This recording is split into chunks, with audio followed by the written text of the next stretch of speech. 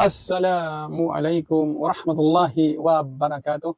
Ang kapayapaan, pagpapala, habag ni Allah subhanahu wa ta'ala ay mapasa atin mga kapatid. Tayo muli ay magbabahagi ng tungkol sa kaalaman na binigay, iniwan ni Propeta Muhammad sallallahu alaihi wasallam, ang huling propeta na ibinigay ni Allah subhanahu wa ta'ala para sa sangkatauhan. Ayon sa kanya, la yu'minu ahadukum hatta yuhibba li akhihi ma yuhibbu lin nafsi. Sa pinakamalapit na kahulugan, sinabi ni mahal na Propeta Muhammad sallallahu alaihi wasallam, hindi ka magiging tunay na mananampalataya hanggat hindi mo hangarin sa iyong kapatid kung ano yung gusto mo sa iyong sarili.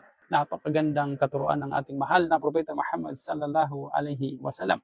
Malayo sa mga pagbibintang ng mga hindi Muslim, na bagkus ito ang katuruan na hindi nalalaman ng ating mga kapatid na hindi Muslim. Ano yon? Hindi ka magiging tunay na mananampalataya hanggat hindi mo hangarin sa iyong kapatid kung ano yung gusto mo sa iyong sarili. Gusto mo ba sa iyong sarili ang kaguluhan, pagpasakit ng kapwa? Natural, hindi. Gusto mo sa iyong sarili kapayapaan, pagmamahal, ang sabi ng mahal na propeta. Dapat ito rin ang gustuhin mo sa iyong kapwa, malayo sa mga pagbibintang ng mga hindi Muslim. Bagkus ang sinabi ng mahal na propeta, hindi ka tunay na mananampalataya, hindi ka tunay na Muslim kung hindi mo mahalin ang iyong kapatid. Kung gaano mo kamahal ang iyong sarili, ganun din dapat sa iyong kapwa. So, kung mayroon po kayong nakikita, naririnig na Muslim kuno, subalit salungat sa katuruan ng ating mahal na Propeta Muhammad sallallahu alaihi wasallam, hindi po siya tunay na mananampalataya. Dahil isa sa katuruan ng ating mahal na propeta, mahalin mo ang iyong kapwa kung gaano mo kamahal ang iyong sarili. Naway ito'y makarating sa ating mga kapatid na hindi Muslim na